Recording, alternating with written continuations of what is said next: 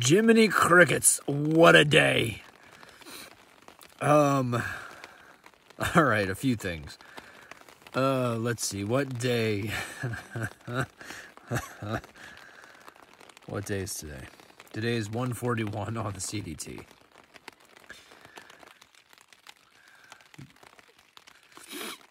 I want to make more jokes, but gee willikers, what a day.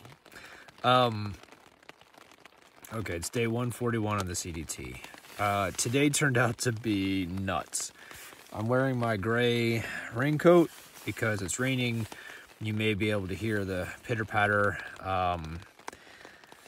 So it rained Tuesday. It threatened yesterday and just sprinkled on me, but today it rains, it thunderstorms. I actually got to the resupply ranch just as the thunderstorm was rolling in. So I did my resupply on their front porch. So that was good timing, but there was a break in the weather. I was like, all right, I gotta go. And I don't know, half mile down the road, the thunderstorm got blowed back into the area because weather makes no sense in Montana. It doesn't go east to west. The jet stream is something magical here because all day the clouds, like I got rained on multiple times today. The first time was like sprinkles for 30 minutes without a thunderstorm, and then later it was a thunderstorm, and then the thunderstorm came back and got me a second time, and now it's raining again without thunder. So definitely got some weather.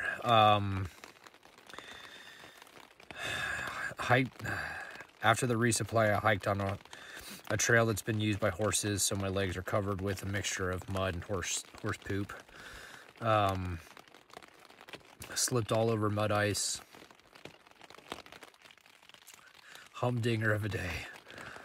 All right, let me start from the beginning. So yesterday we did the pretty significant decline or descent, like 3,000 feet. And I hiked a few miles once I got to the bottom, and oh shit. Yo, bear.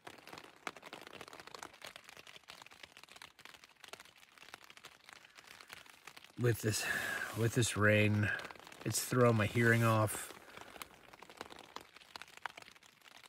I don't think anything's out there.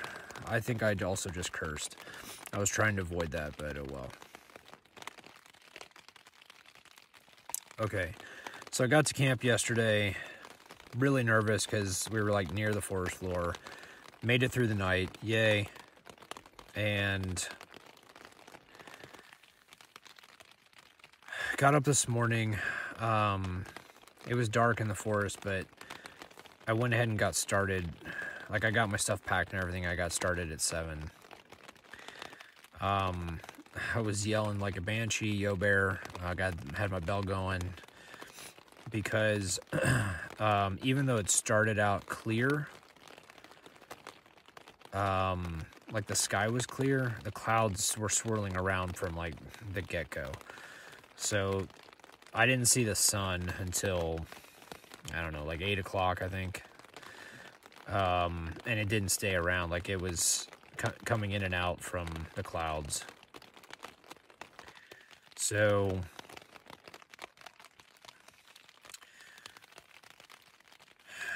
the trail was a carpet of rocks. Like, once we got down from that major descent, people described this section of the trail as cruisy, meaning that you can make good miles. We had a rocky trail, and then we had 2 ascents. I think one was like, it was a gradual ascent, and then there was a steep 500 feet. But I think total it could have been about 1,000 feet. I don't know. It maybe 800. And then the second ascent, we actually dropped down, and then it was an 800 or 800 or 900 up to a pass, elbow pass. I knew that I had to hike 24.5 miles to spill out to the road, and then I had a little over like 3.25 miles to walk to the resupply, do my resupply, and then walk about 3.25 back. So if I do that math in my head, that's about 31 miles, and that's just to get back to the trail after resupply. That's a lot of miles, and when you're on a rocky tread, like I tried to get like 3 miles per hour, and I was doing a good job, but there was a couple times where like I just had to stop and tell myself like, hey, take your time here, because this tread is nasty. So from like 7 a.m. until it was around noonish, I think. If you're doing 2.5 miles per hour, which is a good pace, you should have about 15 miles in those 6 hours. No, that's 5 hours, so it should be about 12.5. I had about 17, so I was making good time. So for 17 in 5 hours, that's more than 3 miles per hour.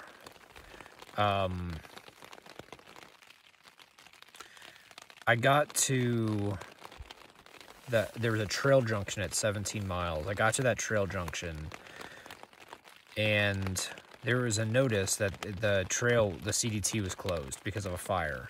I think it's the Ursus fire had overtaken the trail. And this was only posted like a week, 9 days ago, on the 6th. So instead of taking the CDT, we took another trail called the Straight Creek Trail. And what it did is it ran parallel to the CDT, spilled out to a road, and then you just walk 1 mile up the road, and it's an unpaved road, and you get back to the CDT, and that's how you're avoiding the fire. It took off about 3 miles from the CDT. And the trail itself, I think, was about 6.5 miles, something like that. Let me tell you, the Straight Creek Trail is a dirt trail. It's not carpeted with rocks. Also, there's not extra mileage. It's not swirling and doing a bunch of nonsense. It's basically whoever designed it was like, hey, you're trying to get from point A to point B. Let's put some distance here and get you there as quickly as possible. There was also no unnecessary up and down. So as the CDT like turns left, and then we climb 800 to 900 feet over Elbow Pass, and then come back down from Elbow Pass and swing around to meet back up with, we didn't meet back up with the Straight Creek Trail, but you can get back to it. It's at the Benchmark Trailhead. And the Straight Creek Trail is like, here's dirt, here's no nonsense trail going from point A to point B, and we're not going to take you over that unnecessary pass. It was lovely. It was lovely. And it runs parallel with the CDT. And I'm thinking to myself, this is just further verification of the nonsense once we've hit Montana of what the CDT's doing to us. Like, unnecessary up and down, rocky terrain, which I'm assuming part of the rocky terrain is once it rains and the horse manure mixes with dirt, it turns to mud ice, and so the rocks try to prevent you from sliding all over the place. But what is that, like 15% of the time that it's wet? Like, I don't know. No unnecessarily mileage. Like, it was a breeze to walk this Straight Creek Trail. It was lovely. It was absolutely lovely.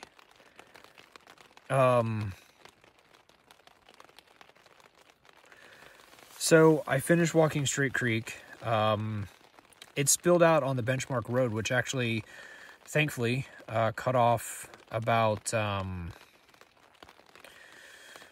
little over a mile of me having to walk to the ranch to pick up my resupply. So that saved me a mile there.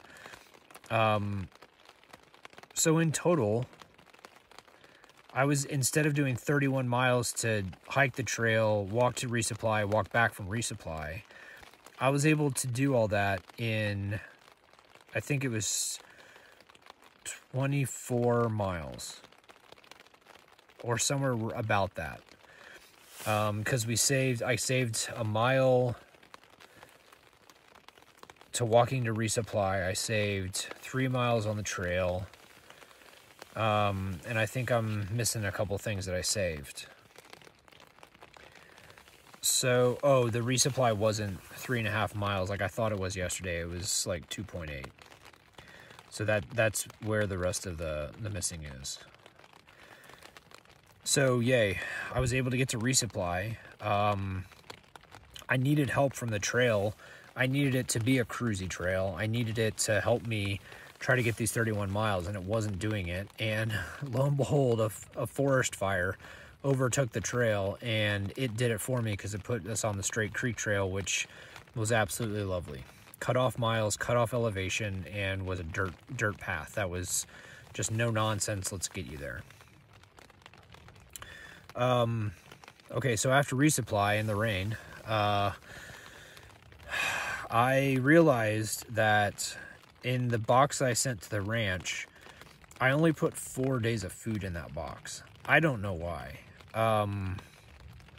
My guess is the actual mileage out here on the trail is different than the maps I was using for my planning.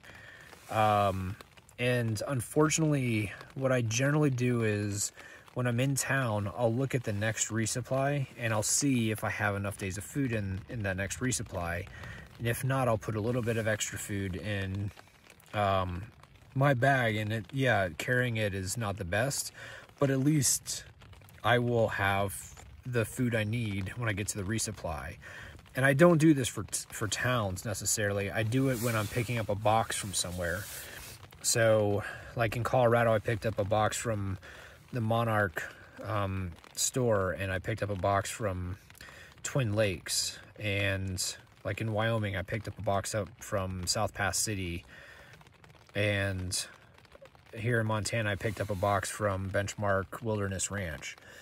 So when I know I'm not going to have a town, I'll look at those boxes and say, okay, you're missing this. Let's go ahead and carry it from the town. Unfortunately, I was in and out of Helena so quickly, I forgot to do that. And when I got to Benchmark, I realized I only put 4 days of food and I need 5 because it's 136 miles from the trailhead after Benchmark up to East Glacier. So 136 miles in 5 days is about, I think, 27 miles. Sorry, it's been raining, so my hair keeps falling forward.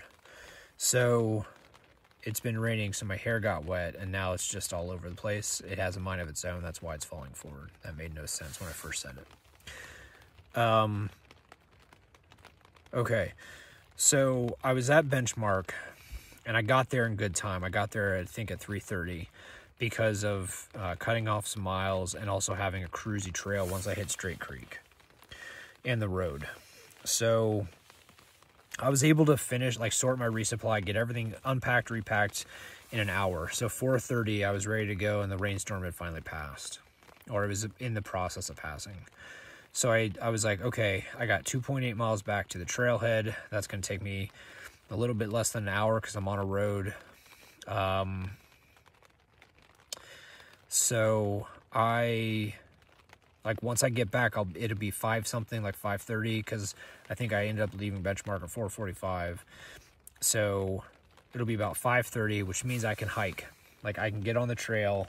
Even though there's a campground sitting right here, I can get on the trail and I can hike, and I can try to cut that 136 down and help me on that last day, since I'm a little bit short on food. Thankfully, I had a little bit extra food in my pack from Helena, and because Benchmark's not a town, I put some extra snacks in there that I could eat at Benchmark, because I'm not going to be in a town. and they don't have a dining hall or anything. So the few extra things from Helena and the extra snacks I packed, that I think that's going to save me. That's going to get me basically to the afternoon of that 5th day. Lunch is going to probably be a little bit lighter than usual, but I can get to that afternoon. So basically what I just need to do is chip away some extra miles over the first 4 days and get myself to East Glacier a little bit early. I was able to get almost 5 miles in because I was motivated, and like in my mind, my pace had already been quick for the whole day. Even on the rocky terrain, like I was pressing miles, and the Straight Creek Trail I was pressing miles, the road I was pressing miles. So I got on the trail, and basically from 5:30 to 7, so an hour and a half. Instead of doing 2.5 to, let's see, 2.5, and then, so instead of doing like almost 3.5 miles, I was able to press to about 5. Which is great, because that brings my average, instead of having to do 27 a day, now I think I'm down to 26 a day. Not thinking, like, that's just math. You hike 5 miles, it reduces 5 days by 1 mile each day. That's right. I have 2 finance degrees, an accounting major, and a math minor, and I can do math. So, anywhoosie. So I'm down to 26 miles a day. If, let's say, day 3, once my pack gets a little bit lighter on food, if I'm able to press a few more miles, I can get that down for the last day and get into East Glacier a bit early. So, fire closures, rocky trail, horse poop mixed with mud, rain, resupply, short on food. Yeah, that was today. Man, what a day. So I'm tired. I got into camp late, and it was getting dark fast because the clouds are around. So I need to stretch, and I think I need to filter like 2 liters of water, then I need to go to bed. So thankfully I was able to get into the tent at around 8:25. So I'll be able to get that stuff done and get to bed by about 9:30. So thanks everyone for watching. I don't know if it's the whole 7 of you that are still with me, or fewer, more, I don't know. But anybody who's still watching, thanks for watching. We're getting close to the end. I think if it's 5 days to East Glacier, and then if it's 4 to the border, that's less than 10 hiking days. I may take a 0 in East Glacier just to get my permits fixed for the park. So it could be 10 days, but 9 hiking days. So less than 2 weeks, about a week and a half. My sincere hope is that it's not going to rain on me in Montana for the remainder of the way. This is starting to mirror Washington State when I got to it on the PCT, where it rained on me for 13.5 of the first 15 days I was in. It was in the state. So I'm hoping, now that I'm up in northern Montana, 136. So 5 miles, so 131.99. So that's 100. I'm 230 miles away from the border. So my hope is now that, I'm within 250 miles of the border in northern Montana, I'm not going to get rain every day. But we'll see what happens. Okay, have a nice evening. Hope everyone's doing well, and I'll talk to you folks tomorrow. Bye.